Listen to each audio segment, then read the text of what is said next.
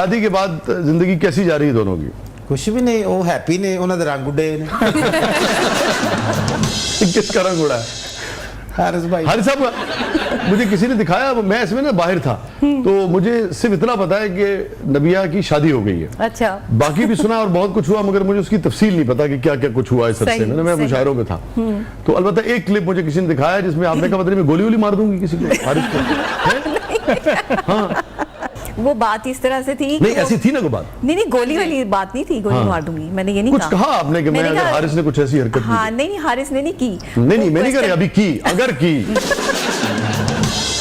میں نے کہا تھا کہ اگر کوئی ہمارے بیچ میں کسی نے آنے کی کوشش کی تو وہ جائے گی, میں نہیں جاؤں گی. میں اس کو بیچ میں سے نکالنے کی ہمت رکھتی ہوں. اچھا گولی وولی مارنے کی. ہاں اس کو کچھ نہیں کہوں گی, یعنی میری معافی ہے. حارث صاحب میک شور بھی کر رہے ہیں کہ میری معافی اگر کچھ ہو جائے تو.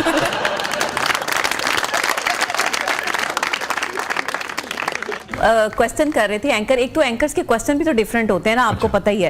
تو وہ کوسچن یہ کر رہے تھے کہ جی اگر آپ دونوں کے بیچ میں اگر حارث نے دوسری شادی کا سوچ لیا, پلان کر لیا, تو پھر آپ نے کہا نہیں یار ابھی پہلی خدا کر کے, ہاں میں نے کہا پہلا دن تو گزرنے دو بھائی, نکاح والے دن ہی فضول قسم کی باتیں لے کے بیٹھ گئے ہو کہ مطلب یہ اصل میں نا ہمارے ہاں لوگوں کو پتہ ہی نہیں ہے کہ کس اوکیزن پہ آئے ہوئے ہیں, کس جگہ پر آئے ہوئے ہیں. جہاں کہیں جو ہے وہ شادی ہو وہاں پہ بھی فضول باتیں کر رہے ہوتے ہیں بیٹھ کے, کہیں کوئی مر جائے تب بھی فضول باتیں کر رہے ہوتے ہیں بیٹھ کے. مطلب پتہ ہی نہیں کہ کون سا جملہ کہاں استعمال کرنا ہے. ایک دلہن سے پوچھ رہے ہیں اور ایک دلہا سے پوچھ رہے ہیں کہ بھائی اگر یہ بدل جائے تو آپ کیا کریں گے؟ بھائی ابھی پہلے زندگی جینے تو دو, اللہ کرے خوش رہیں.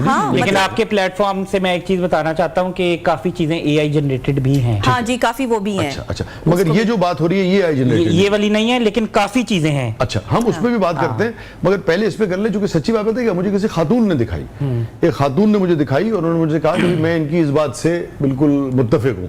تو وہ بات کیا تھی بتائیے ذرا. ہاں بس یہی تھا کہ وہ اس سے کویسچن کیا تھا کہ بھئی اگر حارث کے اور آپ کے درمیان میں کوئی تیسری آ گئی تو پھر آپ کیا کریں گی؟ میں نے کہا پھر میں وہی جائے گی, میں تو نہیں جاؤں گی. جو بیوی کر دی ہے ظاہر ہو میرا بنتا بھی یہی تھا نا جواب دینا. نہیں جی ہماری تو دعا ہے کہ اللہ کرے کہ آپ دونوں کے بیچ میں کبھی کوئی آئے ہی نہیں. اصل میں یہ نا جب دو لوگ بہت خوش ہوتے ہیں نا تو ہمارے یہاں ایک بڑی پرابلم ہے کہ کوئی تھرڈ پارٹی, کوئی تیسرا بندہ جو ہے وہ جان بوجھ کے لگائی بجائی یا آگ لگانے کی کوشش کرتا ہے. ہمارے ریلیشن شپ جو زیادہ تر ڈیمیج ہوتے ہیں, آپ مطلب بات کر لیں کہ ہمارے جو جس طرح کا ہمارا کلچر ہے, جس طرح کی ہماری ویلیوز ہیں, اس میں سارے خاندان کو, لوگوں کو, دوستوں کو, احباب کو, رشتہ داروں کو, سب کو ساتھ لے کے چلا جاتا ہے. جب ایک شوہر جو ہے وہ بیوی کے ساتھ محبت کر رہا ہو اور ایک بیوی جو ہے وہ شوہر کی اطاعت کر رہی ہو, تو کسی تیسرے کو ضرور کوئی پرابلم ہوتی ہے کہ وہ دونوں کے درمیان میں تیلی لگانے کی کوشش کرتا ہے. تو میں نے اس تھرڈ پارٹی کو جو ہے وہ راغب کر کے ہمیشہ بات کی ہے کہ عورتوں کو یہ چاہیے کہ اگر خدا نہ خواستہ کوئی ایسی بات ہو بھی جائے تو اپنا گھر نہ توڑیں, آپ اپنے شوہر کو واپس اپنی طرف لانے کی آخری دم تک کوشش ضرور کریں. ہاں اگر آپ کو یہ لگتا ہے کہ نہیں اس کو عادت ہے اور یہ بار بار جو ہے وہ کہیں جاتا ہے, کوئی بھی شخص ہے, کوئی بھی شخص ہو, تو پھر آپ اس کو صحیح نہیں کر سکتے, پھر اس کو کوئی ماہر نفسیات بھی صحیح نہیں کر سکتا. ایک مرد کا وفادار ہونا بڑا ضروری ہے, بہت ضروری ہے, بہت ضروری. عورت کا اتنا دیکھیں رشتہ نپتا مرد کی وفاداری سے ہے. مرد کی بھی تو ایک ڈگنیٹی ہے نا, ہاں ڈگنیٹی ہے, اور بھی اللہ کو جواب بالکل جواب دینا ہے. تو میں تو بالکل سمجھتا ہوں, میں تو بالکل کلیئر ہوں کہ 100% جیسے جتنا عورت کو وفادار ہونا چاہیے اتنا ہی مرد کو بھی وفادار. 101% عورت وفا کرتی ہے, عورت تب تک بے وفا نہیں ہوتی جب تک مرد اس کے ساتھ کوئی غداری نہ کرے. اچھا.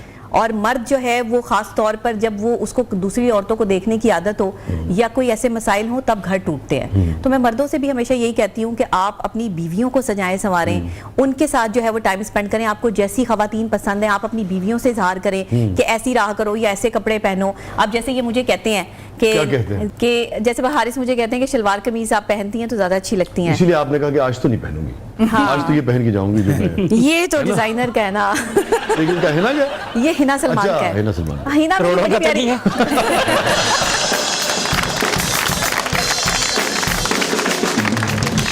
تو بہرحال یہ آپ سے کہتے ہیں کہ بھئی آپ شلوار قمیض پہنا. ہاں شلوار قمیض پہنا کریں, ان کو اچھا لگتا ہے. تو میں نے آج شادی کے بعد سے لوگوں نے مجھے میرا خیال ہے شلوار قمیض اور دوپٹے میں ہی دیکھا ہے. فرما بردار قسم کی بیوی مجھے لگ رہا ہے, ابھی تک تو اس قسم کی لگ رہی ہیں. جی ابھی تک لگ رہی ہے.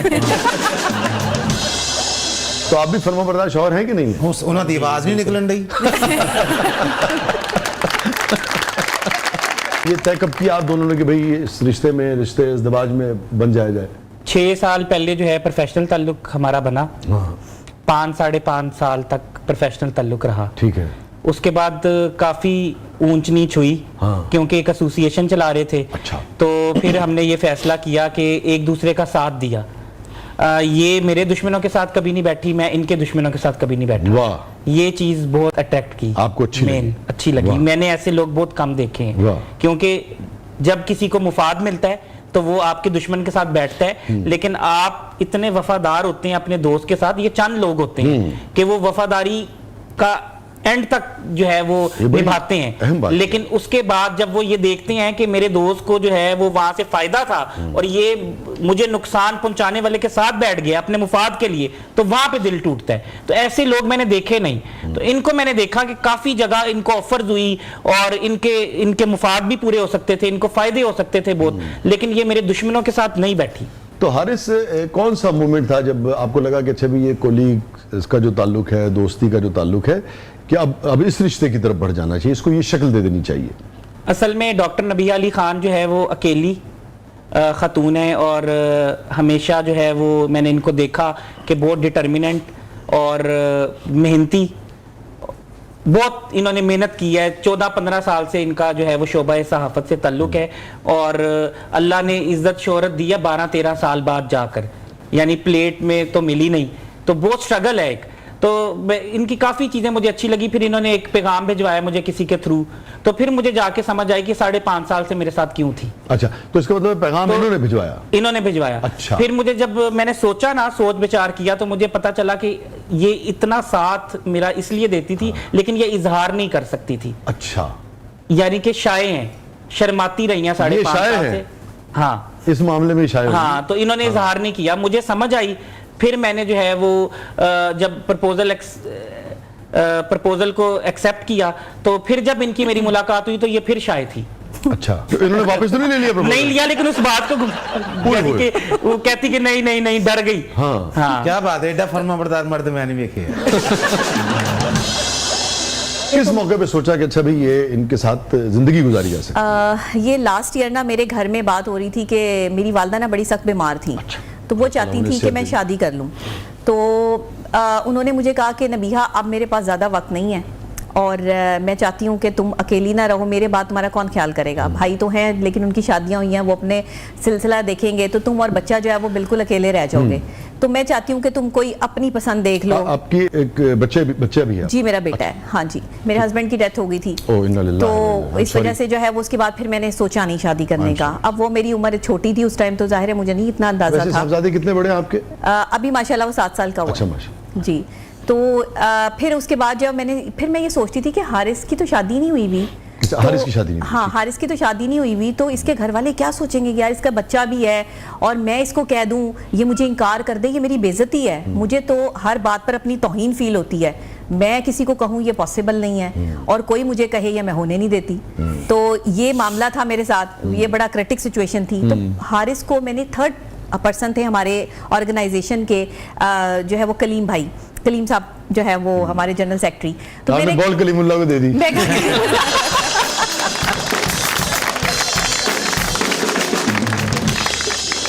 انہوں نے ان تک بات پہنچائی. اس کے بعد مجھے بڑی شرمندگی ہوئی کہ میں نے اتنا عرصہ ایک ساتھ پروفیشنلی تعلق, کبھی نہ انہوں نے مجھے دیکھا ایسے, نہ میں نے ان کو دیکھا, نہ مجھے ان کے پرسنل معاملات میں انٹرفیئرنس کرنے کی اجازت, اور نہ ان کو میرے پرسنل معاملات میں انٹرفیئرنس کرنے کی اجازت. تو میں یہ کہتی تھی کہ پتہ نہیں میں نے صحیح کیا یا نہیں کیا مجھے, اور پھر اگر یہ لوگوں کو پتہ چل گیا کہ لو جی ڈاکٹر نبیہہ پرپوز کر, یہ سارا زمانہ مجھے پرپوز کرتا ہے. اتنے میرے لیے جو ہے وہ رشتے آ رہے تھے, کہاں سے رشتے نہیں آئے. میرے اپنی فیملی سے بھی لوگوں نے جو ہے وہ اپروچ کیا کہ ڈاکٹر نبیہہ ہم آپ سے جو ہے وہ شادی کرنا چاہتے ہیں. لیکن میں کہتی تھی کہ نہیں, مجھے افورڈ ہی نہیں کر سکتا کوئی. مجھے افورڈ وہ بندہ کرے گا جس کو مجھ میں انٹرسٹ نہ ہو, جس کو میرے کام میں انٹرسٹ ہو, جس کو میری بہادری میں انٹرسٹ ہو, جس کو میرے کردار میں انٹرسٹ ہو, جس کو ایک با کردار خاتون چاہیے ہو, ایک با کردار لڑکی چاہیے ہو, میں اس کے ساتھ چل سکتی ہوں. تو میں نے وہ چیز ان میں دیکھی. انہوں نے اکثر یہ میری تعریف کرتے تھے کہ بھائی میں آپ کے کردار سے بہت متاثر ہوں, تو مجھے لگتا تھا کہ یہ مجھے سمجھتے ہیں. اب آپ بال کریم اللہ کو دے کے پریشان ہو گئی ہیں؟ پریشان ہو گئی. بال کہاں لے گئے؟ انہوں نے ان کو کہہ دیا, انہوں نے مجھے کہا میرے ساتھ پرسنلی بات کر, آپ آئے نا, آپ نے مجھے ابھی تک بتائی کیوں نہیں تھی یہ بات. اب میں بھاگ جاؤں, میں تو میسج کا جواب ہی نہ دوں کہ میں کہوں لو جی میرے تو ہاتھ پاؤں ٹھنڈے ہو گئے, کانپنا شروع ہو گئے کہ یہ مجھ سے کیا کہہ رہے ہیں, میں پرسنل کیسے بات کروں, میرے پاس اتنا حوصلہ نہیں. انہوں نے کہا آپ مجھ سے ملیں, آپ क्या कहना चाहती हैं खुल के कहें। मैंने कहा नहीं मुझे कुछ कहना ही नहीं है, कोई बात की नहीं, मैंने झूठ बोला था। वो करेगी, मैं कहा नहीं कोई मसला नहीं, आपने कोई बात कलवाई है, कलीम भाई ने मुझे बताया। मैंने कहा नहीं वो गलत झूठ बोल रहे हैं, मैंने कोई बात कलीम भाई की आदत है गलत बयानी करने। मैंने कोई बात नहीं की।